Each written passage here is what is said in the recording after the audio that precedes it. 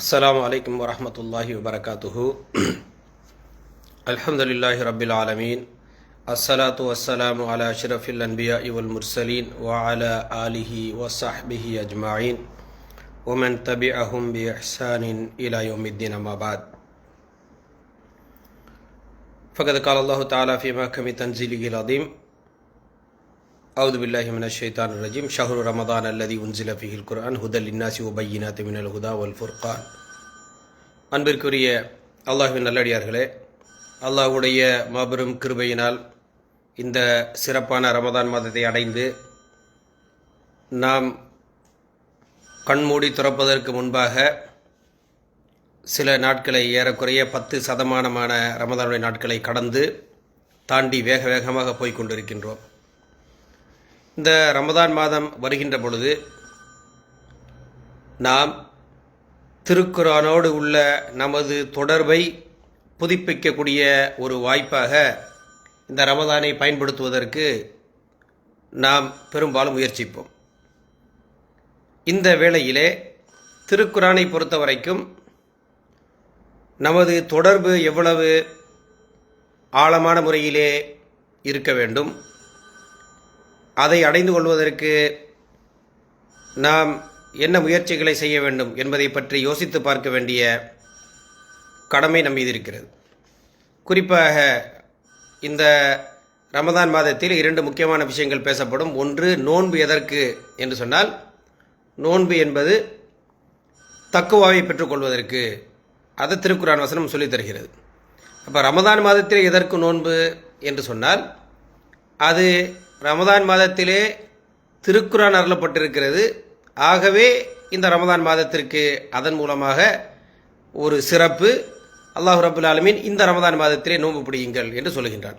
அப்படி சொல்லுகின்ற பொழுது திருக்குர்ஆனை பற்றி நமக்கு சில வர்ணனைகளை அல்லாஹ் தருகின்றான். அதுவே இந்த திருக்குர்ஆனிலிருந்து நாம் எப்படிப்பட்ட ஒரு தொடர்பை நாம் ஏற்படுத்தி கொள்ள வேண்டும் என்பதை விளக்கக்கூடிய ஒரு வழியாக இருக்கிறது என்பதை பார்க்கிறோம். அல்லாஹ் திருக்குர்ஆனை பற்றி சொல்லுகின்ற பொழுது நமக்கு அறிமுகப்படுத்துகின்றான். திருக்குர்ஆன் என்பது எப்படிப்பட்டது என்றால், ஷஹ்ரு ரமதான் அல்லதி உன்ஸில ஃபீஹில் குர்ஆன். அந்த ரமதான் மாதத்திலே தான் திருக்குர்ஆன் இறக்கி வரப்பட்டது. ஹுதல் லின்னாஸ், மனிதர்களுக்கு நேர்வழியாக இருக்கிறது. ஓ பய்யினாத்தி மினல் ஹுதா வல் ஃபுர்கான், நேர்வழி நன்மை தீமையை பிரித்தறிவித்தல், அல்லது நேர்வழியையும் எது நல்லது எது கெட்டது, எது வெற்றி எது தோல்வி, எது நன்மை எது தீமை, இப்படிப்பட்ட அனைத்தையும் பிரித்தறிவிக்கக்கூடிய ஃபுர்கான், இவைகளினுடைய தெளிவை தரக்கூடியதாக திருக்குர்ஆன் இருக்கிறது. அதாவது பய்யினாத்தை தருகிறது. எதற்கு பய்யினாத்? ஹுதாவுக்கும் பய்யினாத்தை தருகிறது, ஃபுர்கானுக்கும் பய்யினாத்தை தருகிறது. அப்படிப்பட்ட அந்த திருக்குர்ஆனை நாம் இறக்கி இருக்கின்றோம். ஆகவே யார் ரமதானை அடைந்து கொள்கிறார்களோ அவர்கள் நோன்பு நோற்றுக் கொள்ளட்டும் என்று அல்லாஹ் சொல்லித் தருவதை பார்க்கிறோம். அப்போ இந்த திருக்குர்ஆனிலிருந்து, நமது திருக்குர்ஆனை ஓதக்கூடிய, திருக்குர்ஆனிலிருந்து கற்றுக்கொள்ளக்கூடிய விஷயங்களை கொண்டு நமக்கு நேர்வழியை நோக்கிய அந்த பயணம் இலகுவாக வேண்டும், அந்த ஒரு தாக்கம் ஏற்பட வேண்டும். அதே போல தொடர்ந்து நேர்வழி சம்பந்தமான தெளிவுகள் கிடைத்து கொண்டே இருக்க வேண்டும். நன்மை தீமை வெற்றி தோல்வி இது சம்பந்தமாக அதை பிரித்து உணரக்கூடிய அந்த பண்பும் நமக்கு அதிகரித்து கொண்டே போக வேண்டும். இவைகளெல்லாம் திருக்குர்ஆனோடு உள்ள தொடர்பில் கிடைக்கக்கூடிய விஷயங்கள் என்பதை நாம் புரிந்து கொள்கிறோம். திருக்குர்ஆனின் நோக்கத்தை பற்றி அல்லாஹ் ரப்புல் ஆலமீன் பல வசனங்களிலே சொல்கின்ற பொழுது ஹுதல் இன்னாஸ் பய்யினாத்தி மினல் ஹுதா என்பதை இந்த வசனங்களில் பார்த்தோம். அதே மாதிரி அல்லாஹ் ரப்புல் ஆலமீன் திருக்குர்ஆனிலே இன்னொரு வசனத்திலே நமக்கு அறிய தருகின்றான். கத் ஜாஅத்கும் மௌஇதத்தும் மிர் ரப்பிக்கும் வ ஷிஃபாஉன் லிமா ஃபிஸ் சுதூர். அதாவது உங்களுடைய ரப்பின் புறத்திலிருந்து உங்களுக்கு ஒரு உபதேசம் வந்திருக்கிறது. அதே போல உங்களது உள்ளங்களுக்கு நோய் நிவாரணி வந்திருக்கிறது. வஹுதன் வ ரஹ்மத்துல் லில் முஃமினீன், நேர்வழி வந்திருக்கிறது, மூமின்களுக்கு ரஹ்மத் வந்திருக்கிறது. இவ்வளவு வர்ணனையும் அல்லாஹ் அந்த ஒரு வசனத்தில் சொல்லி காட்டினான். உபதேசம் வந்திருக்கிறது, உங்களுக்கு உள்ளங்களுடைய நோய்களுக்கு ஷிஃபா வந்திருக்கிறது, அதே போல நேர்வழி வந்திருக்கிறது, மூமின்களுக்கு இறைவனுடைய ரஹ்மத் என்னும் அருள்கொடை வந்திருக்கிறது என்று அல்லாஹ் ரப்புல் ஆலமீன் சொல்லித் தருவதை பார்க்கிறோம். அதே போல அல்லாஹ் ரப்புல் ஆலமீன் திருக்குர்ஆனை அரபு மொழியிலே உள்ள குர்ஆனாக நாம் இறக்கி அருளி இருக்கிறோம். அதன் மூலம் இன்ன அன்சல்நாஹு குர்ஆனன் அரபியல் லஅல்லக்கும் தாக்கிலூன் இதை அரபு மொழி குர்ஆனாக நாம் அனுப்பியிருக்கிறோம். அதன் மூலம் நீங்கள் அதை சிந்தித்து உணரக்கூடியவர்களாக மாற வேண்டும். அப்போ அதை சிந்தித்து உணர வேண்டும். இப்படிப்பட்ட முபாரக்காக, ஷிஃபா ஆக, ரஹ்மத்தாக, அதே போல புர்ஹானாக, நேர்வழியாக, நேர்வழியை தெளிவுபடுத்தக்கூடியதாக, ஃபுர்கானாக, பல்வேறு இப்படிப்பட்ட விளக்கங்களோடு அல்லாஹு திருக்குரானை அருளி, இதை திருக்குரானை வைத்து நீங்கள் என்ன புரிந்து கொள்ள வேண்டும், நீங்கள் என்ன செய்ய வேண்டும் என்பதையும் அல்லாஹ் நமக்கு தருகின்றான். அல்லாஹு திருக்குரானிலே ஒரு வசனத்திலே ஆழமாக நமக்கு சொல்லித் தருகின்றான். கிதாபுன் அன்சல்நாஹு இலைக்க முபாரக்குன் லியத்தப்பரு ஆயாத்திஹி வலியதக்கர உலுல் அல்பாப். இது வேதமாக இருக்கிறது.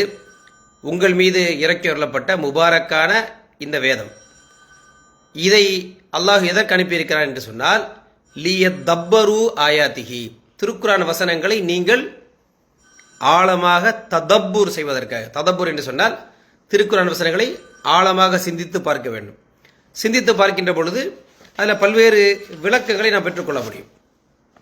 உதாரணமாக திருக்குரானுடைய ஒரு வசனத்தில் நீங்கள் பார்த்தீங்கன்னு சொன்னால், இந்த ரமதானில் நம்ம ஓதிக்கொண்டிருக்கின்ற பொழுது ஒரு வசனத்தில் அல்லாஹ் ரப்பல் ஆலமீன், இந்த வசனத்தை நம்ம தனித்தனியாக பார்த்துருப்போம். உதாரணமாக அன்ஃபிகு ஃபீ சபீலில்லா, அல்லாஹ்வுடைய பாதையிலே நீங்கள் செலவு செய்யுங்கள். இந்த வசனம் நிச்சயமாக பல தடவை நம்ம கேள்விப்பட்டிருப்போம். அதே போல் ஒலா துல்கூபி ஐதிக்கும் இல தஹ்லுகா, உங்களுடைய கரங்களாலே நீங்கள் என்ன செய்யாதீங்க, உங்களை அழிவின் பக்கம் போட்டு விடாதீர்கள், இப்போ நீங்கள் அழிவுக்கு போயிடாதீங்க என்று அந்த வசனம் சொல்வதை பார்க்கிறோம்.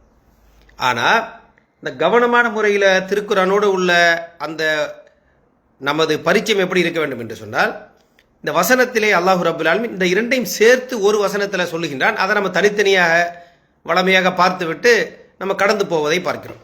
அந்த வசனம் எப்படி சொல்கிறது என்று சொன்னால், அன்ஃபிகு ஃபீ சபீலில்லாஹி வலா துல்கு பி ஐதீக்கும் இல தஹ்லுகா, அல்லாஹ்வுடைய பாதையிலே செலவு செய்யுங்கள், நீங்கள் உங்களை அழிவிலே போட்டு விடாதீர்கள். இதற்கு முன்பு வரக்கூடிய வசனங்களை எல்லாம் சேர்த்து நம்ம பார்த்தோம் என்று சொன்னால், அல்லாஹ்வுடைய பாதையிலே அவனுடைய கலிமா மேலோங்குவதற்காக அல்லாஹ்வுடைய பாதையிலே செலவு செய்ய வேண்டும். அப்படி செலவு செய்யாமல் நீங்கள் உங்களை தடுத்து கொள்வது என்பது நீங்கள் உங்களை அழிவிலே இட்டுச் செல்வதற்கு சமம் என்ற கருத்தும் இதில் உள்ளடங்கி இருக்கிறது என்பதை பல்வேறு விளக்கங்களோடு அறிஞர்கள் இதையும் சொல்லித் தருவதை பார்க்கிறோம். அப்போ அல்லாஹ்வுடைய பாதையிலே தக்க நேரத்திலே பொருளை செலவழிக்க வேண்டிய அந்த நேரத்திலே செலவழிக்காமல் இருப்பது, செலவழிக்கக்கூடிய வசதி இருந்தும் செலவழிக்காமல் ஒருவன் இருப்பான் என்று சொன்னால், அது தன்னை அழிவிலே இட்டுக் கொள்வதற்கு சமம் என்ற கருத்து இந்த வசனத்திலே வருவதை பார்க்கிறோம். அப்போ நடுநிலைமை அங்கே ஒன்றும் இல்லை. செலவழிப்பது, செலவழிக்காம நடுவில் இருப்பது, அப்புறமா அழிவில் போவது அப்படி இல்லை. செலவழிக்க வேண்டும் அல்லாஹ்வுடைய பாதையிலே. அந்த தேவை வருகின்ற பொழுது சரியான முறையிலே அல்லாஹ்வுடைய பாதையிலே செலவழிக்கக்கூடிய வசதிகள் இருந்தும் செலவழிக்கவில்லை என்றால் அதற்கு அர்த்தம் அவன் தன்னை அழிவிலே போட்டுக்கொள்கின்றான் என்ற அந்த கருத்து ஒரு ஆழமான கருத்து என்பதை புரிகிறோம். இப்போ இப்படி திருக்குரானுடைய வசனங்களை நம்ம சிந்தித்து பார்க்க பார்க்க பல்வேறு பரிணாமங்களை அதிலே பெற்றுக்கொள்ள முடியும் என்பதை புரிந்து கொள்கிறோம். இப்போ அல்லாஹ் ரப்புல் ஆலமீன் திருக்குரானை பொறுத்த வரைக்கும் நீங்கள் என்னெல்லாம் செய்யணும் என்று சொல்கின்ற பொழுது ததப்பூர் செய்ய வேண்டும். அல்லாஹ் சொல்லி காட்டுகின்றான். இதை ததப்பூர் யார் செய்வா அப்படின்னு சொன்னால், லியதக்கர உலுல் அல்பாப், யார் இதிலே படிப்பினை பெறுவார்கள் என்று சொன்னால், யார் புத்தி உள்ளவர்களோ அவர்கள் தான் படிப்பினை பெறுவார்கள். அப்போ நம்மளும் அந்த லிஸ்ட்டில் வருவதற்கு முயற்சி செய்ய வேண்டும். அதே போல் நீங்கள் சிந்தித்து பார்க்க வேண்டும் என்று அல்லாஹ் சொல்லி காட்டுகின்றான். லியகூமன் நாசு பில் கிஸ்த், மக்கள் நீதி அடிப்படையிலே நிலைத்து நிற்பதற்கு இந்த வேத வசனங்கள் உதவி செய்கின்றன என்று பல்வேறு கருத்துக்களை அல்லாஹ் ரப்புல் ஆலமீன் நமக்கு பதிவு செய்து, திருக்குரானை ஆழமாக சிந்தித்து திருக்குரான் கருத்துக்களை உள்வாங்கி அது நமக்கு அதன் மூலம் நம் நேர்வழி அதிகரிக்கக்கூடிய அந்த உணர்வு நமக்கு வர வேண்டும். அதே போல நன்மை எது தீமை எது என்பதை பிரித்து பார்க்கக்கூடிய அந்த தெளிவு நமக்கு கிடைக்க வேண்டும். நேர்வழி சம்பந்தமான பல்வேறு விளக்கங்களும் ஆதாரங்களையும் திருக்குரானிலிருந்து நாம் பெற்றுக்கொள்ள வேண்டும். அப்படி சரியான முறையிலே நாம் பெற்றுக்கொள்ளாமல் திருக்குரானை ஏதோ ஓதினோம், வேறு எந்த தொடர்பு நமக்கு இல்லை என்ற அடிப்படையிலே அணுகுவோம் என்று சொன்னால், திருக்குரான் எந்த நோக்கத்திற்காக அல்லாஹு இறக்கி அருளினானோ, எந்த நோக்கத்திற்காக ரமதான் மாதத்திற்கு சிறப்பை கொடுத்தானோ, எந்த நோக்கத்திற்காக எந்தெந்த வகையிலே திருக்குரான் அணுக வேண்டும் என்று அல்லாஹ் சொன்னானோ அந்த வேலைகளை எல்லாம் சரியான முறையிலே நாம் நிறைவேற்றினோமா என்ற விஷயத்தை நாம் சிந்தித்து பார்க்க கடமைப்பட்டிருக்கிறோம். திருக்குரானை அல்லாஹ் ரப்புல் ஆலமீன் சொல்லி காட்டுகின்றான். இன்னமா யக்ஷல்லாஹ் மின் இபாதிஹில் உலமா, யார் நிச்சயமாக அறிஞர்களாக இருக்கிறார்களோ அவர்கள்தான் அல்லாஹ்வை சரியான முறையில் அஞ்சுவார்கள். அப்போ திருக்குரான் என்ன தாக்கத்தை ஏற்படுத்த வேண்டும் என்பதில் ஒரே ஒரு பகுதியை மட்டும் இன்னைக்கு நம்ம பார்ப்போம் இன்ஷா அல்லாஹ் தஆலா. அல்லாஹ் ரப்பல் ஆலமீன் திருக்குரானில் சொல்லி காட்டுகின்றான், இன்னமல் முஃமினூன அல்லதீன இதா துக்கிரல்லாஹு வஜிலத் குலூபுஹும். நிச்சயமாக மூமின்கள் என்பவர்கள் எப்படிப்பட்டவர்கள் என்றால், அல்லாஹ்வுடைய பெயர் அவர்களுக்கு சுட்டிக்காட்டப்பட்டால் அவர்களது உள்ளங்கள் நடுநடுங்கிவிடும். ஒய்தா துலியத் அலைஹிம் ஆயாத்துஹு ஜாதத்துஹும் ஈமானா. அல்லாஹ்வுடைய வேதவசனங்கள் அவர்களுக்கு ஓதி காண்பிக்கப்பட்டால் அவர்களது ஈமான் அதிகரிக்கும். அலா ரப்பிஹிம் யதவக்கலூன். அவர்களது இறைவன் மீது, ரப்பின் மீது தவக்குல் வைத்தவர்களாக இருப்பார்கள். இப்போ முக்கியமாக திருக்குரான் சம்பந்தமாக இதில் வரக்கூடிய வசனம் என்னவென்று சொன்னால், இதா துலியத் அலைஹிம் ஆயாத்துஹு ஜாதத்துஹும் ஈமானா. அல்லாஹ்வுடைய வசனங்கள் ஓதி காண்பிக்கப்பட்டால் அவர்களது ஈமான் அதிகரிக்கும். அப்போ நம்ம திருக்குரானை பல தடவை ஓதிக்கொண்டு வருகிறோம். நிச்சயமாக திருக்குரானை சரியான முறையிலே அவ்வப்போது அதனுடைய பொருளை உணர்ந்து ஓதுவதற்கு முயற்சி செய்தோம் என்று சொன்னால், ஏதாவது ஒரு வசனம் படிக்கின்ற பொழுது அது உள்ளத்தில் ஒரு ஈர்ப்பை ஏற்படுத்தியிருக்கும்.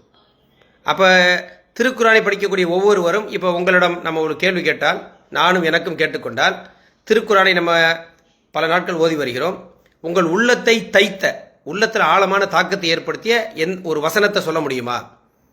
அப்போ நான் சில நாட்களுக்கு முன்னாடி ஓதுகின்ற பொழுது இந்த வசனம் என் உள்ளத்தில் ஒரு பெரிய பாதிப்பை ஏற்படுத்தியது, அதை எனக்கு மறக்க முடியாது என்று குறிப்பிட்ட வசனத்தை நம்ம குறித்து வைத்திருக்கிறோமா? நமக்கு என்று தனிப்பட்ட முறையிலே நமது உள்ளத்தில் தாக்கத்தை ஏற்படுத்திய வசனம் இது என்று நமக்கு சொல்ல முடியுமா? அப்படி எந்த ஒரு தொடர்பும், ஒரு ஸ்பெஷலான உறவு திருக்குரானோடு இல்லை என்றால், அப்போ நமக்கும் திருக்குரானுக்கு உள்ள உறவு இப்படியே போனால் பரவாயில்லையா, இல்லை அதை இன்னும் அதிகரித்து திருக்குரான் இருந்து பெற வேண்டிய பலனை அதிகரிக்க வேண்டுமா என்பதை நம்ம யோசித்து பார்க்க கடமைப்பட்டிருக்கோம். நபிகள் நாயகம் ஸல்லல்லாஹு அலைஹி வஸல்லம் உடைய காலத்தில் கிட்டத்தட்ட நுபுவத்திற்கு ஒரு 11 ஆண்டுகளுக்கு பிறகு மக்காவிற்கு துஃபைல் பின் அம்ரத் தூசி என்று சொல்லக்கூடிய ஒரு சமுதாயத்தை சார்ந்த, யமன் பகுதியிலிருந்து உள்ள ஒரு சமுதாயத்தை சார்ந்த ஒரு தலைவர் வருகிறார். வருகின்ற பொழுது மக்காவில் உள்ள முஷ்ரிக்குகள்லாம் அவரை போய் பார்த்து அவர்கிட்ட சொல்கிறாங்க, நீங்கள் மக்காவுக்குள்ளே வரும்பொழுது இங்கே எங்கள்கிட்ட முகம்மது அப்படின்ற ஒருத்தர் இருக்கிறாரு, அவர் கிட்டத்தட்ட சிஹர் தான் பண்ணுறாரு, அவர் சொல்லக்கூடிய பேச்சு எப்படி இருக்குன்னு சொன்னால், அந்த பேச்சை யாராவது கேள்வி கேட்டாங்கன்னு சொன்னால் ஒரு மனிதனுக்கும் அவனுடைய சகோதரனுக்கும் இடையில பிரிவு ஏற்பட்டுரும், அதே போல் அவனுக்கும் மனைவிக்கு இடையில பிரிவு ஏற்பட்டுரும். இப்படி மக்கள் மத்தியில் பிரிவை ஏற்படுத்தக்கூடிய மாதிரி சிஹரான முறையில் அவர் வாசகங்களை எல்லாம் சொல்லுகிறார். ஆகவே நீங்கள் என்ன செய்யுங்க, அவங்கள பாதுகாத்துக்கிறணும் அப்படின்னு சொன்னால், நீங்கள் மக்காவுக்குள்ளே வரும்பொழுது அவருடைய பேச்சு காதில் விழாமல் பார்த்துக்கோங்க, அவர்கிட்ட பேசாதீங்க, அவர் சொல்கிறத கேட்காதீங்க. அப்படி கேட்டிங்கன்னு சொன்னால் நீங்கள் அந்த சிஹரில் பாதிச்சிருவீங்க அப்படின்ட்டு சொல்கிறாங்க. அப்போ இதை கேட்டு இவரும் காதில் பஞ்செல்லாம் வச்சு அடைச்சிட்டு மக்காவுக்கு வருகிறார். வருகின்ற பொழுது நபிகள் நாயகம் ஸல்லல்லாஹு அலைஹி வஸல்லம் அவர்கள் அங்கே காபா தொழுவதை பார்க்கிறார். அப்போ அவருடைய வார்த்தையில் ஒன்று லேசாக காதில் விழுது. அப்போ அவர் யோசித்துக் கொள்கிறார், இந்த வந்த துஃபைல் பின் அம்ரத் தூசி என்பவர் யாருன்னு சொன்னால் ரொம்ப இன்டெலிஜென்ட்டான ஒரு சமுதாய தலைவராக இருக்கிறாரு, ஒரு புத்திசாலி, அதே போல் அரபு மொழி கவிஞர். அப்போ கவிதைகள், அரபு மொழி பேச்சு, இதில் ஒரு திறமைசாலியான ஒரு தலைவராக இருக்கிறார். அப்போ அவர் சொல்கிறாரு, எனக்கு அரபு மொழி நல்லா தெரியும், நான் ஒரு புத்திசாலியான மனிதனாக இருக்கிறேன், எனக்கு அரபு மொழி இலக்கியங்கள் அதே மாதிரி கவிதை எல்லாம் சிறப்பாக தெரியும். அப்போ ஒருவர் ஒரு செய்தியை சொல்கிறார் அப்படின்னு சொன்னால், சொல்லக்கூடிய செய்தி நல்லதா இல்லை கெட்டதா அப்படின்ட்டு பிரித்து பார்க்கக்கூடிய அளவுக்கு விவரம் எல்லாமே நான் இருக்கிறேன். நிச்சயமாக நல்ல விஷயம்னு சொன்னால் அது நல்லது நம்ம ஏற்றுக்கிறலாம், கெட்டதுன்னு சொன்னால் விட்டுட்டு போயிடலாம், அந்த அளவுக்கு எனக்கு தெரியும் என்று அவர் உறுதி கொண்டு ரசூல்லாவை பின்தொடர்ந்து போகிறார். போய் இப்படிப்பட்ட விஷயங்களை எல்லாம் சொல்கிறார். சொன்னவுடனே ரசூல்லா அவங்களுக்கு சில வசனங்களை ஓதி காட்டுகிறார்கள். அதை பார்த்து ஆச்சரியப்பட்டு அவர் சொல்லுகிறார், இது ரஹீகல் மக்தூமில் அவர் பதிவு செய்கிறார், ஃபவல்லாஹி மா சமிஅத்து கௌலன் கத் அஹ்ஸன மின்ஹு வலா அம்ரன் அஅதல மின்ஹு. இந்த நபிகள் நாயகம் ஸல்லல்லாஹு அலைஹி வஸல்லம் அவர்கள் சொன்ன, அவர்களிடம் செவியேற்ற அந்த பேச்சை போல இதுவரைக்கும் சிறந்த பேச்சை நான் கேள்விப்பட்டதில்லை, நான் செவியுற்றது கிடையாது. அதே போல இவர் சொன்னதை விட இன்னும் நீதமான, மிக நீதமான ஒரு செய்தியை நான் செவியுற்றதில்லை. ஆகவே அந்த வசனங்கள் என் உள்ளத்தில் தாக்கத்தை ஏற்படுத்தியதுனால நான் இஸ்லாத்தை ஏற்றுக்கொண்டேன் என்று சொல்லி அவருடைய சமுதாய மக்களிடம் அதற்கு பிறகு கொண்டு செல்கிறார் என்பதை பார்க்கிறோம். அப்போ இந்த விஷயத்தை அந்த முஷ்ரிக்கள் அறிந்து வைத்திருந்தார்கள். அதாவது திருக்குரானுடைய வசனம் அதை சரியான முறையிலே ஒரு மனிதன் அந்த அதாவது நல்ல அவருடைய ஃபித்ரா என்று சொல்லக்கூடிய உள்ளம் தூய்மையாக இருக்கக்கூடிய ஒரு மனிதன் அவனோட காதில் விழுந்துச்சு அப்படின்னு சொன்னால் நிச்சயமாக உள்ளத்தில் ஒரு பெரிய பாதிப்பை ஏற்படுத்தும். அப்போ உள்ளத்துக்கு அந்த திருக்குரான் செல்வது செவியேற்பதன் மூலமாக செல்கிறது. ஆகவே திருக்குரானை ஒருவன் செவியேற்றான் என்று சொன்னால் நிச்சயமாக அவன் உள்ளத்தில் பாதிப்பை ஏற்படுத்தும். அப்போ சிறந்த வழி என்னவென்று சொன்னால் திருக்குரானை காதில் விழாமல் பார்த்துக்கிறணும். திருக்குரான் விழுந்தா அந்த மனிதன் நேர்வழியை நோக்கி செல்வதை தடுக்க முடியாது. அந்த அளவுக்கு திருக்குரான் வசனத்தின் தாக்கம் இருந்தது என்பதை அவர்கள் புரிந்திருந்தார்கள். ஆகவேதான் திருக்குரான் அல்லாஹ் சொல்லி காட்டுகின்றார். இந்த முஷ்ரிக்கள் என்ன திட்டம் போட்டாங்க அப்படின்னு சொன்னா, வகால்லதீன கஃபரு லா தஸ்மஉ லி ஹாதல் குர்ஆன் வல்கவு ஃபீஹி லஅல்லக்கும் தக்லிபூன். இந்த திருக்குரான் வகால்லதீன லா தஸ்மஉ லி ஹாதல் குர்ஆன், அவங்க சொன்னாங்க திருக்குரானை காதுல கேட்காதீங்க. அதை தான் இந்த இவர்கிட்டையும் போய் சொன்னாங்க, திருக்குரானை காதுலவே கேட்டுறாதீங்க. அதே மாதிரி திருக்குரான் ஓதப்படுகின்ற பொழுது அங்கே போய் கூச்சலிட்டு சத்தம் போட்டு டிஸ்ட்ராக்ட் பண்ணி அந்த திருக்குரான் செய்தி காதில் விழாமல் நீங்கள் பார்த்துக்கங்க. அப்போதான் திருக்குரான் நீங்கள் மிகைக்க முடியும். அப்போ திருக்குரான் சொல்லக்கூடிய கருத்தை எதிர்கொண்டு மிகைக்க முடியாது. ஏனென்றால் மிகைப்பதற்கெல்லாம் அப்பாற்பட்டது திருக்குரான். அப்போ திருக்குரான் கருத்தே காதில் போகாமல் அது ஒருத்தரை போய் அடையாமல் பார்த்துக்கங்க என்று சொல்கிறார்கள். அதைத்தான் இன்றைக்கு நவீன காலத்திலையும் திருக்குரானுடைய கருத்துக்கள் சரியான முறையில் ஒரு மனிதனை சென்று அடையாமல் இருக்கக்கூடிய அந்த வேலைகளை தான் செய்வாங்களே தவிர திருக்குரானுடைய கருத்து ஒருவனுடைய உள்ளத்தில் பதிஞ்சுது, உள்ளத்தில் போச்சுன்னு சொன்னால் அது பெரிய தாக்கத்தை ஒருவனுக்கு ஏற்படுத்தும். அப்போ நமக்கு இந்த ரமதான் மாதத்தில் திருக்குரான் நம்ம படிக்கிறோம். ஆனால் இந்த திருக்குரானை கேட்டும் கேட்காத மாதிரி, திருக்குரானை கேட்டும் அதிலிருந்து டிஸ்ட்ராக்ட் ஆன மாதிரி நம்ம இருக்கிறோமா? இல்லை அந்த திருக்குரான் உள்ளத்தில் சென்று சில வசனங்கள் சில பொழுதாவது நமக்கு உள்ளத்தில் ஒரு பாதிப்பை ஏற்படுத்துதா? அப்போ இந்த ரமதான் மாதத்தில் நம்ம படிக்கக்கூடிய வசனங்களில் உள்ளத்துக்கு எனது உள்ளத்துக்கு பாதிப்பை ஏற்படுத்திய வசனங்கள் அப்படின்னு ஒரு 10 வசனத்தை நம்ம குறிப்பெடுத்துக் கொள்ள முடியுமா? அந்த மாதிரி நமக்கு ஒரு தொடர்பு ஏற்படுத்திக் கொள்ள முடியுமா என்ற வினாவை தொடுத்தவனாக உங்களிடமிருந்து விடைபெறுகிறேன். வாஹிரு தாவானா அல்ஹம்துலில்லாஹி ரப்பில் ஆலமீன். அஸ்ஸலாமு அலைக்கும் வரஹ்மத்துல்லாஹி தஆலா வபரகாத்துஹு.